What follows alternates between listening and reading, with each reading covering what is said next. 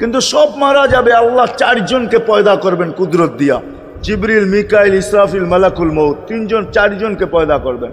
জিবরিল আলাইহিস সালাম কাঁদতে থাকবে, 3 জন জিজ্ঞাসা করবে কাঁদো কেন?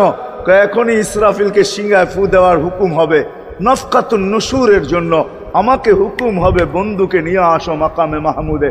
আমি মৃত্যুর পরেই ভুলে গেছি ওনার কবর কোথায়।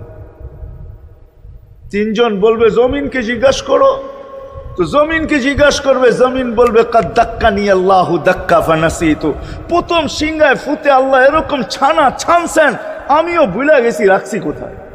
অনেক সময় হয় জিনিস যাবে খুঁজতেছে সারা ঘরে, ঠিক না?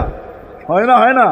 হ্যাঁ, জিনিস জ্যাবের ভিতরে, পকেটের ভিতরে, কিন্তু খুঁজতেছে সারা ঘরে খুঁজতেছে। পরে পকেটে হাত দিয়া যখন দেখে পাইছে, তো জিব্বায় কামড় দিয়ে আসতে বেড়ে যায়, কেননা গর্ত গরম করে ফেলছিল। এখন গড়ালড়া পাইলে উল্টা এর উপরে গরম হবে, ঠিক না? রাখছো পকেটে, খোঁজো আমাদের কাছে, ঠিক না? আর কাম পাও না, ঠিক না? এখন এর উপরে চড়াই হবে।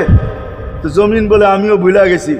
ওই দিন আল্লাহ রসুলের কবর থেকে নূর বাহির হবে, নূর নূর নূর নূর, হাত্তা ইয়াসাদ আরশার রহমান, আল্লাহর আরশ পর্যন্ত পৌঁছবে।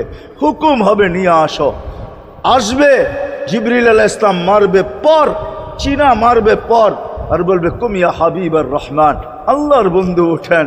ও মাধবদের মানুষ, আপনার আমার হাবিব, আপনার আমার রসুল, যার আদর্শ আমাদের কদমে কদমে প্রয়োজন নিজের এই জীবনটাকে গ্রহণযোগ্যতা পর্যন্ত পৌঁছানোর জন্য, উনি কবর থেকে উঠবে। ওয়াহুয়া ইয়াবকি ওয়া ইয়াকুল, কাঁদতে কাঁদতে উঠবেন আর বলতে বলতে উঠবেন, জিবরিল আইনা উম্মতি, আমার উম্মত কোথায়?